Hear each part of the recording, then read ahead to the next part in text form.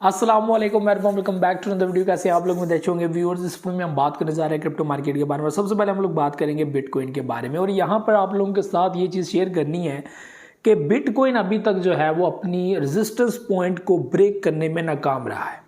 ठीक है जी, जो चीज़ें हम लोग को 2-3 दिन पहले नज़र आ रही थी कि प्राइसेस जो हैं वो 73,000 को क्रॉस करके आगे बढ़ सकती हैं और एक नया पॉइंट यहाँ पे मिल सकता है। और मैक्सिमम लोग यहाँ पर ये कह रहे थे कि जो प्राइसेस हैं वो 75 तक जाएंगी या 80K तक जा सकती है, अपना नया पॉइंट दे सकते हैं। लेकिन यहाँ पर आप लोगों को मैं एक और ब्रेकिंग न्यूज़ जो है वो शेयर कर दूँ कि यहाँ पर हमारे पास जो डाउनफॉल है वो बरकरार है।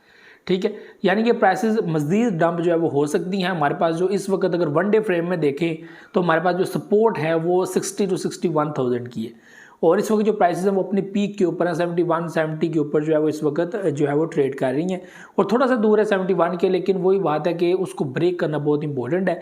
लेकिन स्टिल इस वक्त आप लोग देख सकते हैं कि रेड कैंडल जो है वो स्टार्ट हो चुकी है, और यहाँ से ऐसा भी हो सकता है कि प्राइसेस जो है वो ड्रॉप कर जाएँ 66 के ऊपर, 65 के ऊपर, ऐसा नज़र आ रहा है। तो प्लीज़ अपने आप को थोड़ा सा सिक्योर कीजिएगा। इसके अलावा आल्टकॉइन्स के बारे में देखें तो आप लोग देख सकते हैं कि हमारे पास एथेरियम है।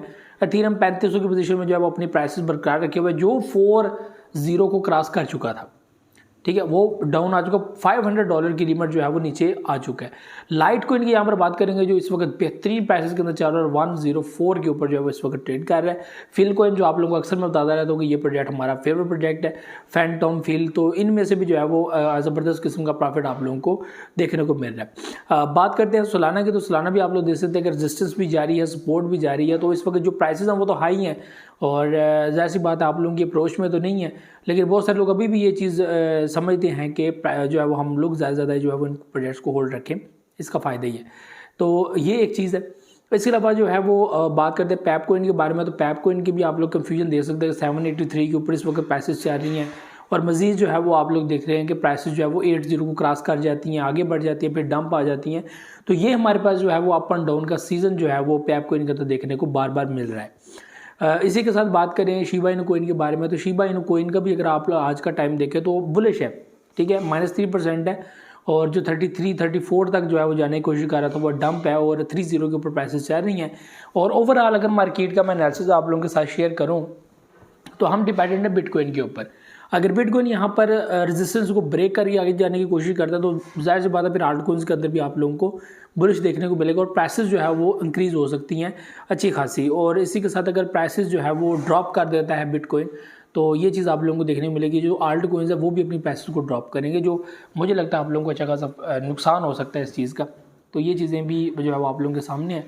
बाकी जो है वो शिबा इनू की प्राइसेस 30 के ऊपर चल रही हैं, पैप कोइन की 783 के ऊपर चल रही हैं। ठीक है, इसी तरह बाकी प्रोजेक्ट्स देख ले, वो भी साथ साथ जो है वो आगे बढ़ रहे हैं, डाउन जा रहा है। डॉज कोइन बड़ा बेहतरीन प्रॉफिट दे रहा है यहाँ पर, तो वो भी आप लोग दे सकते हैं। प्रॉफिट बुक करना चाहते हैं वो भी आप लोग कर सकते हैं। इसके अलावा जो है वो फ्लोकी इनू आप लोग दे सकते हैं कि वो कहाँ पर उसकी प्राइसेस डिप हुई थी और कहाँ पे दोबारा बुलिश हुई हैं, ये भी आप लोगों के सामने है। बाकी वही बात है कि अभी मंथ क्लोज होने जा रहा है, नेक्स्ट मंथ बहुत इंपॉर्टेंट है, हाल्विंग होने जा रही है, और हम लोग बहुत करीब है हाल्विंग के। तो ये जो टाइम है अभी, जो दिन गुजर रहे हैं, ये बड़े जो है वो हैरान करने वाले, परेशान करने वाले हैं। तो हमने ये वक्त गुजारना है। एक बार ये वक्त गुजर गया उसके बाद सब कुछ स्टेबल हो जाएगा, समझ आ जाएगी कि जो बुल रन है या डाउनफॉल है या किस नवीयत का है, किस तरह बढ़ेगा आगे, किस तरह डाउन जाएगा। तो ये सारी चीज़ें, तो ये भी चीज़ें थी मुझे जब आपने अंदर के पोजर रखिएगा। अल्लाह हाफ़िज़।